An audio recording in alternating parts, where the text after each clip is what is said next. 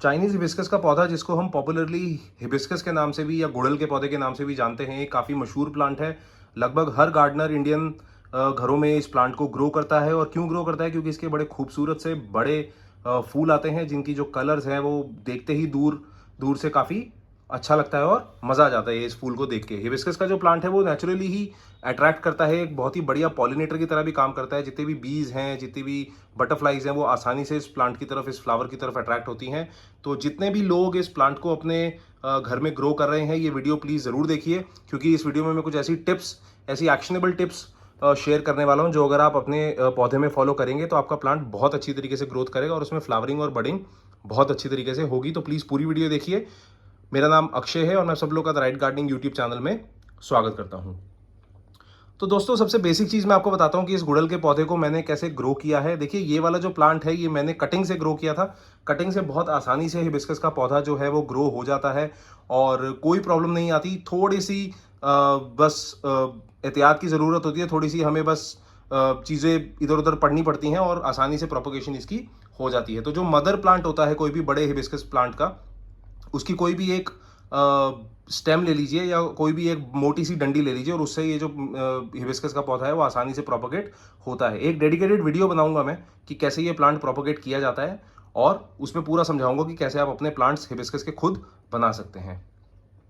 ये वाले प्लांट जो है, ये मैंने कटिंग से ग्रो किया था और इसकी मैं फिर पॉटिंग मिक्स बता देता हूँ। ये मैंने 10 इंच के मिट्टी के गमले में लगाया हुआ है और इसका जो पॉटिंग मिक्स है उसमें मैंने 50% गार्डन सॉइल ली है, 40% ऑर्गेनिक कंपोस्ट डाला है, वर्मी कंपोस्ट या गाय के गोबर की खाद आप डाल सकते हैं। मैंने हालांकि वर्मी कंपोस्ट डाला था, कोई भी अच्छी क्वालिटी का वर्मी कंपोस्ट आप यूज कर सकते हैं, अच्छे से मिक्स कर सकते हैं। और जो बची 10% है, 10% या तो आप बोन मील डाल सकते हैं या आप उसमें नीम की खली की खाद डाल सकते हैं। दोनों ही अच्छे फर्टिलाइजर का काम करते हैं। मैं रेकमेंड करूंगा कि आप बोन मील की खाद डालें, क्योंकि बोन मील एक ऐसा फर्टिलाइजर है जिसमें नेचुरल कैल्शियम और फॉस्फोरस होता है और फ्लावरिंग करने में, बर्ड्स बनाने में प्लांट को बहुत हेल्प मिलती है बोन मील अगर आप मिट्टी में डालेंगे तो। ये पॉटिंग मिक्स अच्छे से मिक्स करिए और अपने मनचाहे गमले के तरीके के गमले में इसको प्लांट को लगा दीजिए। मैं रेकमेंड करूंगा मिट्टी का गमला, क्योंकि इसकी वाटर रिटेंशन काफी अच्छी होती है और रूट्स में एरेशन बनी रहती है। जो हवा है वो अंदर बाहर होती रहती है और आपका जो प्लांट है वो एक तरीके से, उसकी जो रूट्स है वो ब्रीथ करती हैं, क्योंकि मिट्टी के गमले में छोटे छोटे पोर्स होते हैं तो वो ब्रीथ करना आसानी हो जाती है। अब बात करता हूँ इसको कहाँ रखना है, कैसी लोकेशन होनी चाहिए आपके चाइनीज हिबिस्कस की। देखिए, चाइनीज हिबिस्कस एक डिमांडिंग प्लांट है अगर मैं कहूँ तो। अगर आप चाहते हैं कि इसमें बहुत ज़्यादा बडिंग और फ्लावरिंग हो तो इसको ऐसी लोकेशन पे रखिए जहाँ पे कम से कम 4 घंटे की धूप इसको डायरेक्टली मिले। अगर इसको धूप नहीं मिलेगी तो इसमें प्रॉब्लम आ जाएगी, इसमें बर्ड्स वगैरह नहीं बनेंगी। इसका जो एक बेसिक प्रोसेस है फोटोसिंथेसिस का, उससे ये अपना खाना प्रिपेयर नहीं कर पाएगा और नॉर्मल जो ग्रोथ है वो हैम्पर हो जाएगी। अगर मोटा मोटी ऊपर से मैं आपको एक ब्रॉडली पर्सपेक्टिव दूं तो हिबिस्कस प्लांट एक काफ़ी आसान प्लांट है ग्रो करने के लिए। इसमें बहुत ज़्यादा तामझाम करने की आपको ज़रूरत नहीं है। अगर आप 3 बेसिक चीज़ों का ध्यान अपने हिबिस्कस के पौधे में रख लेते हैं, जैसे कि लाइट, वाटर और फर्टिलाइजर, आपका प्लांट इतनी अच्छी तरीके से फ्लावरिंग करेगा कि आपको यकीन नहीं होगा। क्योंकि अगर आपने इसका पूरा ध्यान रखा, यही 3 चीज़ें होती हैं जो लगभग हर पौधे को चाहिए, चाहे वो इंडोर हो चाहे वो आउटडोर हो। अगर ये आप सटीक तरीके से कर रहे हैं तीनों चीज़ें, तो आपका प्लांट बहुत अच्छी तरीके से ग्रोथ करेगा। तो अब बात करते हैं वाटरिंग की। लोकेशन मैंने आपको बताई, 4 से 5 घंटे की धूप इसको चाहिए। बहुत ही मैंडेटरी है अगर आप इसमें हैवी फ्लावरिंग चाहते हैं। वाटरिंग की बात करूं तो जाहिर सी बात है, देखिए ऐसी लोकेशन पे हमने अपने पौधे को रखा है जहां पे धूप तेज आती है, तो जो मॉइस्चर है प्लांट का वो बहुत जल्दी सूख जाएगा।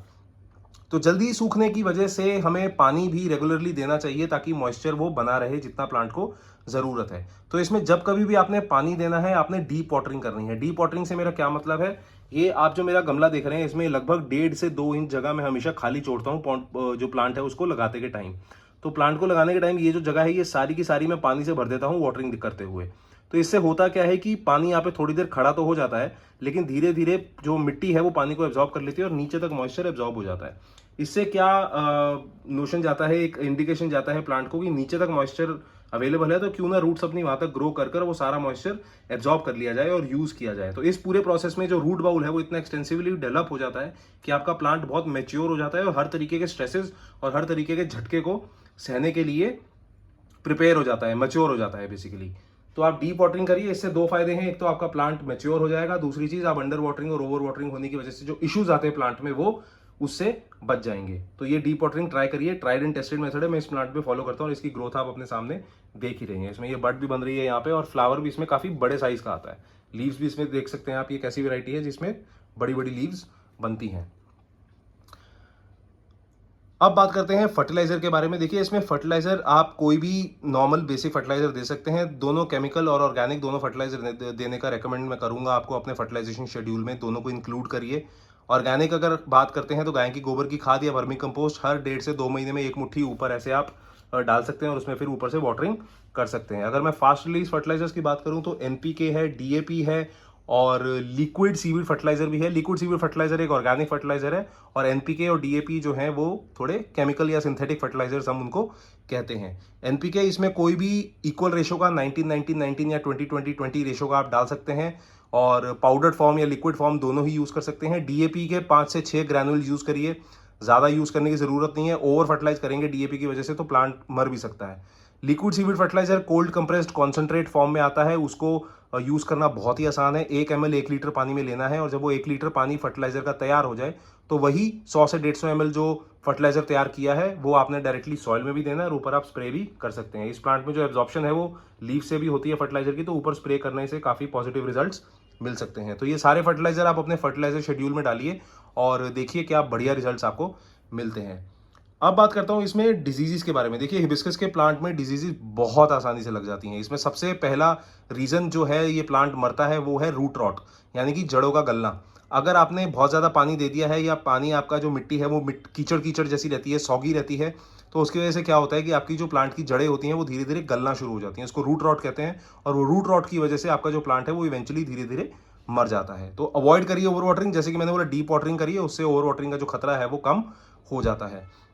अब इसमें मिली बग्स बहुत ज्यादा लग जाते हैं। आपने देखा होगा कि जो आपकी हिबिस्कस की स्टेम्स हैं उसमें सफेद सफेद सा चिपचिपा सा कुछ लग जाता है और उसमें चींटियां बहुत आती हैं, तो उनको मिली बग्स कहते हैं और वो ऑफन आपके हिबिस्कस के प्लांट्स को अटैक करते हैं। तो उससे हटने का एक तरीका है नीम ऑयल कॉन्सेंट्रेट स्प्रे कर सकते हैं, या अगर नीम ऑयल कॉन्सेंट्रेट आप नहीं करना चाहते तो नीम के पत्ते लीजिए, उसको पानी में डालिए, पानी को बॉयल करिए और उस पानी को रूम टेम्परेचर पे ठंडा करके वो पानी रेगुलरली हर 10 दिन या 15 दिन में अपने प्लांट पे स्प्रे करिए, तो वो मिली बग्स जो है धीरे धीरे चले जाते हैं। या तो मिली बग्स अगर उससे भी नहीं जा रहे तो सोप वाटर यूज कर सकते हैं, थोड़ा सा कोई भी लिक्विड सोप आप पानी में डाइल्यूट करके वो स्प्रे कर सकते हैं, उससे काफी अच्छे पॉजिटिव रिजल्ट्स मिलते हैं।